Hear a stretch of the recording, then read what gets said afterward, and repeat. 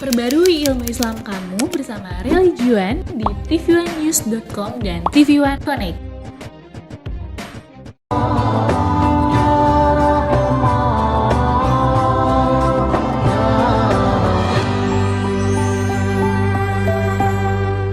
Bismillahirrahmanirrahim. Alhamdulillahirabbil alamin. Allahumma shalli wa sallim ala sayyidina Muhammadin miftahi babi rahmatillah adada ma fi ilmillah salatan wa salaman daimaini bidawami mulkillah wa ala alihi wa sahbihi. Assalamualaikum warahmatullahi wabarakatuh. Pemirsa TV One dimanapun Anda berada, semoga Allah Ta'ala mengampuni semua dosa kita, menerima semua amal soleh kita, memberikan kemudahan bagi kita dalam menjalani kehidupan dunia hingga selamat sampai surganya Allah Subhanahu wa Ta'ala. Amin, Allahumma amin. Dalam perjalanan hidup ini, iman manusia pasang dan surut. Ada kalanya iman itu naik, ada kalanya iman itu terjun bebas. Ada yang naik, ada yang terjun bebas, bahkan turun sampai ke dasar. Begitulah kehidupan.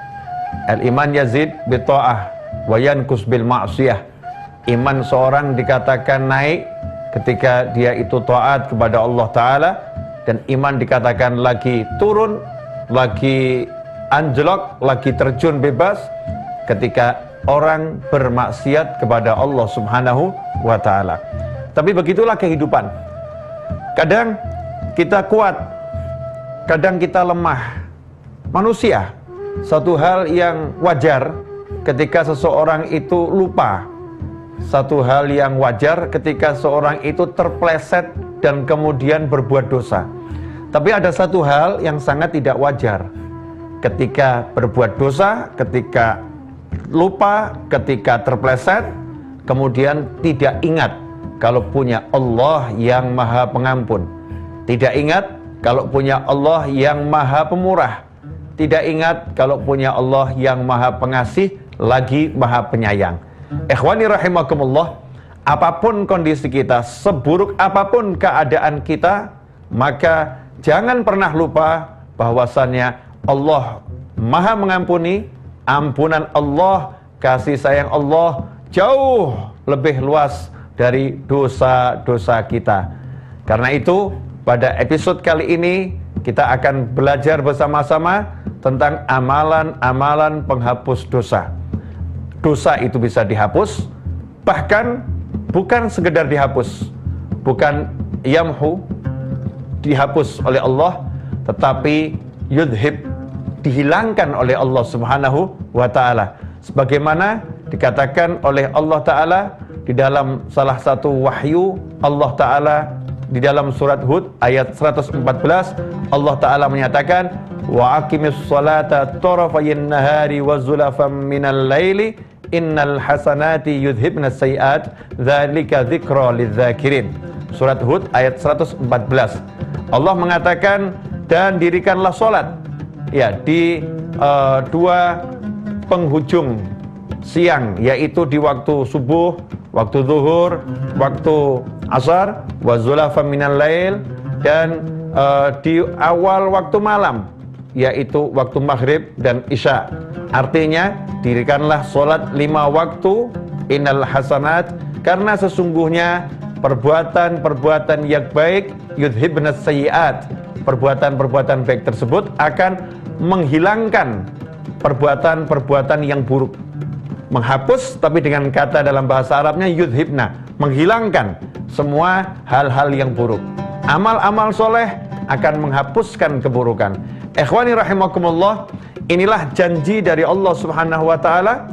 Kalau kita berbuat salah, kalau kita berbuat dosa, maka ingatlah Allah mampu menghapuskannya. Allah kuasa mengampuni, karena Allah maha pengasih lagi maha penyayang. Lantas apa yang harus kita lakukan? Ingat pesan Nabi Muhammad SAW sesuai dengan wahyu Allah Ta'ala yang barusan kita dengar bersama dan saya bacakan. Nabi Muhammad SAW pernah berpesan kepada sahabat, Abi Dzar radhiyallahu taala anhu dan Muadz bin Jabal radhiyallahu taala anhu. Nabi berpesan kepada dua sahabat mulia ini dengan sabdanya yang diriwayatkan oleh Imam Tirmidzi dan dalam riwayat-riwayat yang lain. Rasul bersabda sallallahu alaihi wasallam, ittaqillaha haitsuma kunta. Dimanapun kamu berada, bertakwalah kepada Allah Subhanahu wa taala. Laksanakan semua perintah Allah, jauhi semua larangan Allah. Fa'adbi sayyi'atal hasanata tamhuha. Kalau memang berbuat kesalahan, segera fa'adbi sayyi'atal hasanah. Perbuatan buruk itu segera ikuti dengan perbuatan baik. Langsung lakukan kebaikan, langsung melakukan amal soleh, karena perbuatan baik akan menghapuskan keburukan tersebut. Wa khaliqin nas bi khuluqin hasan. Dan bergaulah dengan masyarakat dengan budi pekerti yang baik, au kama qala sallallahu alaihi wasallam. Berdasarkan ayat dan hadis yang tadi kita dengar bersama, berarti yang namanya kebaikan itu Allah persiapkan untuk menjadi sarana datangnya ampunan Allah Subhanahu wa taala. Kalau kita pengen mendapatkan ampunan Allah taala, maka kita harus melakukan kebajikan demi kebajikan, amal soleh demi amal soleh. Intinya, semua amal soleh akan mendatangkan ampunannya Allah Subhanahu wa taala. Tetapi yang paling utama adalah niatan untuk bertobat. Niatan bertobat. Tobat itu sendiri akan menghapuskan dosa-dosa. Penyesalan. Ya, penyesalan itu sendiri menghapuskan dosa-dosa. Rasa tidak suka ketika berbuat dosa, rasa gak suka itu sendiri akan menghapuskan dosa-dosa. Setelah itu iringi dengan amal soleh yang nyata. Lakukan sholat 5 waktu secara berjamaah. Karena sholat yang satu menuju sholat yang lain akan menghapuskan dosa-dosa yang terjadi di antara dua sholat tersebut. Siapa sholat subuh berjamaah, kemudian sholat zuhur berjamaah, maka dosa-dosa yang terjadi di antara subuh dan zuhur, selama itu tidak dosa besar, diampuni oleh Allah Subhanahu wa taala hanya dengan melakukan sholat subuh berjamaah dan sholat zuhur berjamaah. Ikhwani rahimakumullah, sholat berjamaah mampu menghapuskan dosa karena sholat adalah ibadah yang paling utama yang merupakan salah satu rukun Islam. Insyaallah saya akan jelaskan lebih jauh setelah yang berikut ini.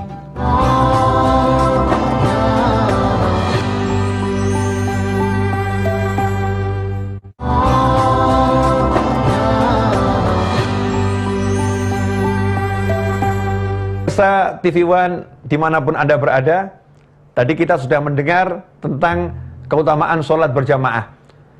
Bahwasannya sholat berjamaah itu sholat yang satu dan sholat yang lain akan menghapuskan dosa-dosa yang terjadi di antara dua sholat tersebut. Ini kan sesuatu yang luar biasa, penghapus dosa yang besar. Makanya jaga jamaah ini ya, usahakan sholat berjamaah. Jangan sampai kita sholat sendirian, rugi kalau kita sholat sendirian. Kemudian selain sholat, banyak amal yang akan menjadi penghapus dosa. Ya, Allah Subhanahu wa taala telah menyatakan innal hasanati yudhibna sayiat. Sesungguhnya perbuatan-perbuatan baik itu mampu menghapuskan dosa.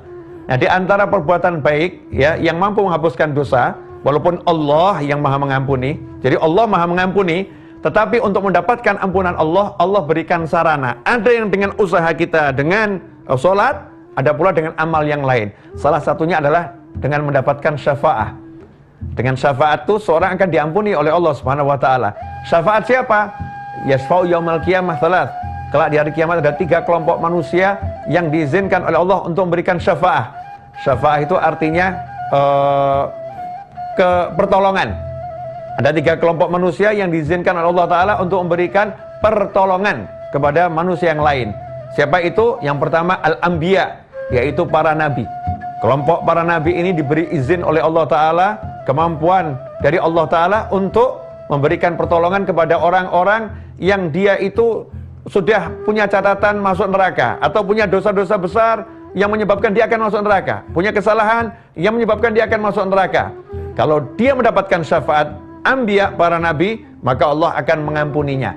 Para nabi ini akan berjuang memintakan ampunan kepada Allah Subhanahu wa Ta'ala. Kemudian yang kedua adalah tsummal ulama, yaitu para ulama. Para ulama diberi oleh Allah Subhanahu wa taala kemampuan nanti di hari kiamat untuk menyelamatkan umat manusia dari nerakanya Allah Subhanahu wa taala. Jadi neraka ulama dan calon penghuni neraka. Maka calon penghuni neraka ini akan selamat dari neraka kalau dapat pertolongannya ulama. Kemudian yang ketiga, asyuhada, para syuhada, orang-orang yang gugur dalam berjuang membela agamanya Allah Subhanahu wa taala, maka akan diberi oleh Allah Subhanahu wa taala kemampuan untuk yasfa, memberikan pertolongan kepada orang-orang yang akan masuk neraka dari umat Nabi Muhammad sallallahu alaihi wasallam. Nah, mari kita ambil bagian ini.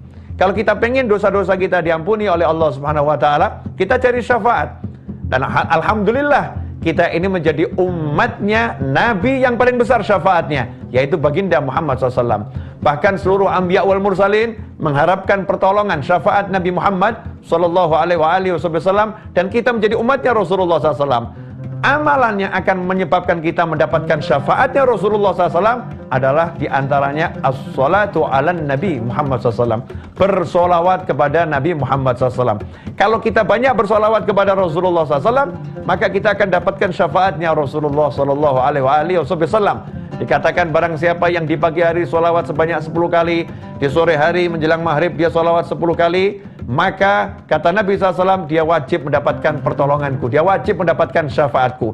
Kalau 10 kali saja di pagi hari, 10 di sore hari mendapatkan syafaat Nabi Muhammad SAW, lantas bagaimana seseorang yang sepanjang hidupnya melangkahkan kaki dia baca sholawat, duduk dia baca sholawat, bangun dari duduk dia baca sholawat, tak lepas dia bersolawat kepada baginda Muhammad sallallahu alaihi wasallam. Ini akan mendatangkan syafaatnya Rasulullah.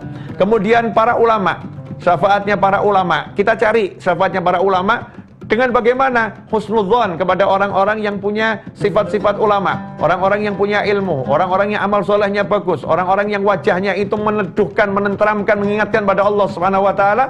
Maka buat ulama-ulama tersebut senang kepada kita, ingat kepada kita. Caranya kita hormati ulama tersebut, kita muliakan ulama tersebut, kita bantu menebarkan ilmunya, kita bantu menghadiri majelis-majelisnya, sehingga ulama tadi ingat sama kita, maka Allah Subhanahu wa taala akan mendatangkan ampunannya, memberikan ampunannya kepada kita lantaran syafaat ulama tersebut.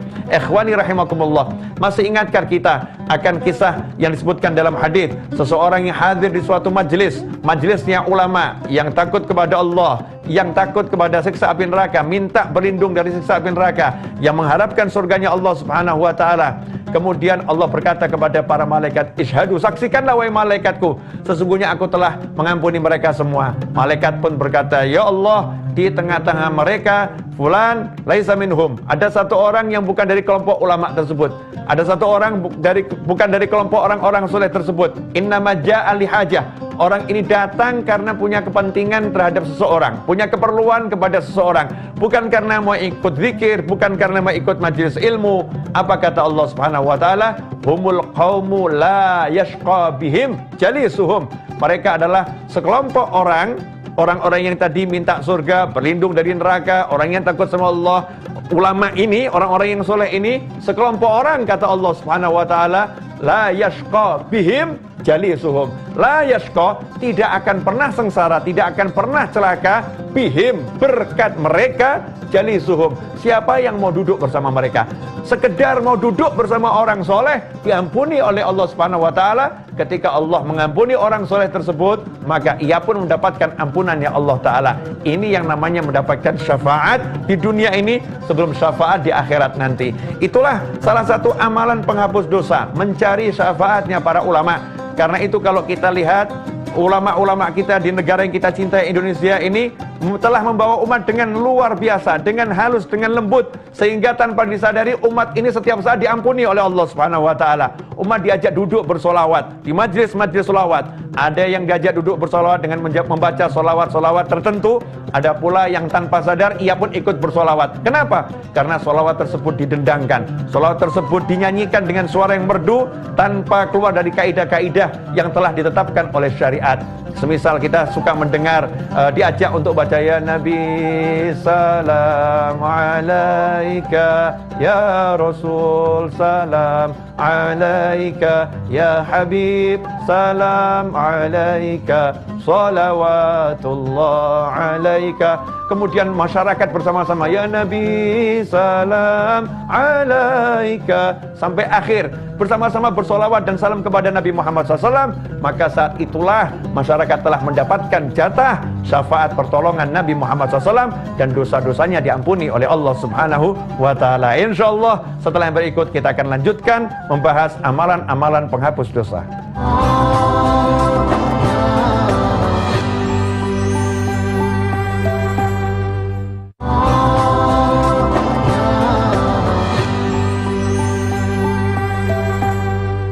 Pemirsa TV One yang dimuliakan Allah Ta'ala, alhamdulillah kita sudah mendengar tadi bahwasannya syafaat anbiya wal mursalin, syafaatnya ulama adalah amalan-amalan yang bisa menghapuskan dosa-dosa. Karena itu mari kita kejar syafaat beliau-beliau dengan melakukan apa yang telah diajarkan Nabi Muhammad SAW. Di antaranya banyak sholawat kepada Rasulullah SAW, kemudian dengan berbuat baik kepada para ulama, membela para ulama, mendatangi majelisnya ulama, mencintai para ulama. Anta ma'aman ahbabta, engkau akan bersama orang yang engkau cintai. Selain itu, ya, selain mencari syafaatnya para ulama sebagai penutup dari kajian kita di episode amalan penghapus dosa ini, saya ingatkan satu amalan yang besarnya luar biasa pahalanya dan mampu menghapuskan dosa dengan segera. Mampu menghapuskan dosa dengan segera. Sengaja ini saya letakkan di akhir agar kita semua merenungkan ini dengan baik. Ingat ikhwani rahimakumullah, sebetulnya ampunan itu nggak jauh. Ampunan itu dekat sekali dan mudah sekali kita dapatkan. Apakah itu? Kalau Allah ridha, otomatis Allah mengampuni kita. Otomatis Allah menyayangi kita. Otomatis Allah mengangkat derajat kita. Begitu Allah mengatakan aku ridha kepada dia, selesai. Maka otomatis dosa kita diampuni, amal soleh kita diterima, bahkan pangkat kita, derajat kita ditinggikan oleh Allah Ta'ala setinggi-tingginya. Bagaimana cara menggapai ridha Allah ini? Ternyata sangat mudah. Ridha Allah fi ridhal walidain wa sukhtullah fi sukhtil walidain. Ridha Allah bergantung ridha orang tua, murka Allah bergantung murka orang tua. Karena itu, kalau kita pengen mendapatkan ampunan Allah Subhanahu wa Ta'ala, sebagaimana kita pelajari dalam kitabnya para ulama, baik para sahabat, ketika ada orang yang datang melakukan dosa-dosa yang besar, sahabat mengatakan, apakah kamu masih punya orang tua? Apakah masih ada ibumu? Apakah masih ada ayah masih hidup?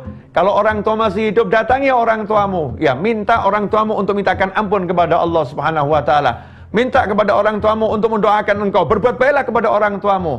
Kami berharap perbuatanmu baik kepada orang tua, perbuatan baikmu kepada orang tuamu itu akan menyebabkan Allah ridha kepadamu dan Allah mengampunimu. Itu yang diajarkan ulama yang kita pelajari dari berbagai kitab. Perjalanan hidup para sahabat, para tabi'in, para tabi'in, ketika ada orang-orang yang datang kemudian melaporkan telah melakukan dosa-dosa yang besar, melakukan dosa-dosa yang menyebabkan Allah murka. Apa itu? Caranya dengan minta ridhonya orang tua. Ya, minta ridhonya orang tua. Gimana caranya agar orang tua kita ridho? Mudah, senangkan orang tua kita. Orang tua kita tuh mau disenangkan mudah. Kalau senangnya itu makan, kasih makanan yang menyenangkan, yang halal, yang thayyib, yang halal, yang baik, yang menyehatkan. Kalau senangnya itu temani orang tua kita. Kalau senangnya itu diajak bercanda, ajak orang tua kita bercanda. Kalau senangnya itu diajak jalan-jalan, ajak jalan-jalan selama tidak melanggar larangan Allah Subhanahu wa Ta'ala. La ta'ata li makhluqin fi ma'siyatil khaliq. Yang penting selama itu tidak maksiat, maka lakukan bersama orang tua. Menyenangkan orang tua akan menyebabkan ridha Allah. Dan satu, ada amalan yang mudah yang bisa kita lakukan tiap hari. Kalau kita tinggal satu rumah bersama orang tua kita, maka itu anugerah dari Allah Subhanahu wa Ta'ala. Itu hadiah yang besar. Bangun pagi, cari orang tua kita, kemudian cium tangannya. Cium tangan orang tua kita. Cium kening orang tua kita. Cium tangan, cium kening. Orang tua kita pasti senang. Begitu orang tua kita senang, ridha orang tua kita di pagi hari, ridhallah fi ridhal walidain. Allah pun langsung ridha kepada kita. Kalau pagi-pagi kita udah diridhoi oleh Allah Subhanahu wa Ta'ala, seluruh urusan akan beres. Gak ada susah, gak ada berat. Meskipun ada beban segede apapun, kita gak akan merasakan beban tersebut. Orang lain melihat, ini bebannya luar biasa. Kita gak merasakan apa-apa. Kenapa? Karena Allah yang akan menyelesaikan. Allah akan mengurus. Allah ridha kepada orang tersebut. Caranya mudah. Cium tangan orang tua. Cium kening orang tua. Ajak bicara dengan kalimat yang baik. Buat tersenyum, buat bahagia. Ajak bercanda. Senang hatinya. Maka Allah ridha ketika orang tuamu ridha. Ikhwani rahimakumullah. Sayangnya Seringkali yang satu ini kita lupakan. Kita mengejar amalan-amalan yang lain, tetapi tak terasa, tak sadar kita lupakan amalan yang satu ini, menyenangkan orang tua. Kita mungkin lupa, orang lain kita bahagiakan, orang lain kita muliakan, orang lain kita cium tangannya. Bagus mencium tangan ulama, bagus mencium tangan orang soleh, tapi akan menjadi aneh kalau tangan orang soleh kita kejar, tangan ulama kita kejar, tangan orang tua yang ada di rumah nggak pernah kita kejar. Bagus menghormati ulama, bagus menghormati orang soleh, tapi aneh kalau orang tua kita sendiri di rumah tidak kita hormati, tidak kita muliakan. Ikhwani rahimakumullah. Karena itu, kalau kita mengejar ampunan Allah Subhanahu wa taala, maka ampunan itu dekat. Rahmatnya Allah itu dekat, gak jauh. Qarib minal muhsinin. Buat orang-orang suka berbuat baik, maka rahmatnya Allah dekat. Makanya cari rahmat ini jangan jauh-jauh dulu, di rumah no, cari ini. Siapa itu? Orang tua. Kemudian kalau bagi istri, maka ridho itu ada ridhonya suami. Senangkan suami, senangkan pasangan hidupmu. Bagi seorang suami, senangkan pasangan hidupmu, istrimu, maka ridho Allah akan datang menghampiri langsung kepada pasangan tersebut. Cukup mudah. Senangkan anakmu, dapat doanya Nabi Muhammad SAW. Rahimallahu mura'an a'ana waladahu ala birrih. Semoga Allah merahmati orang tua yang membantu anaknya untuk berbakti kepadanya. Orang tua yang tidak merepotkan anaknya. Orang tua yang tidak memaki anaknya. Orang tua yang tidak mengatakan kalimat-kalimat kasar kepada anaknya. Orang tua yang mau mendoakan anaknya. Orang tua yang seperti ini mendapatkan doa Nabi Muhammad SAW. Allah merahmati orang tua yang membantu anaknya untuk berbakti kepadanya. Otomatis kalau sudah mendapatkan doa Nabi Muhammad SAW, rahmat Allah datang kepadanya, dosanya pun akan diampuni oleh Allah Subhanahu wa taala. Ikhwani rahimakumullah. Semoga apa yang sudah saya sampaikan ini menjadi cambuk untuk kita agar bisa lebih baik ke depan, lebih menghitung lagi amal-amal yang selama ini kita lakukan. Yang buruk-buruk itu kita cek, kita hitung, kemudian kita lebih semangat untuk menghapusnya dengan minta ampunan Allah Ta'ala, dengan cara mendatangi Nabi Muhammad SAW dengan bersolawat pada Rasulullah SAW. Karena siapa mengucapkan solawat dan salam, maka solawat dan salam itu akan datang kepada Nabi Muhammad SAW, dan kita akan mendapatkan syafaat beliau. Berbuat baik kepada para ulama, banyak bersedekah, terutama senangkan orang tua. Insya Allah, Allah akan selalu mengampuni kita semua. Semoga kita semua termasuk orang-orang yang diampuni oleh Allah Subhanahu wa taala dan dijauhkan dari segala bentuk siksa dunia hingga akhirah, dan masuk surga Allah bidunil hisab. Wassallallahu ala sayyidina Muhammadin wa alihi wasallam. Walhamdulillahirabbil alamin. Wassalamualaikum warahmatullahi wabarakatuh.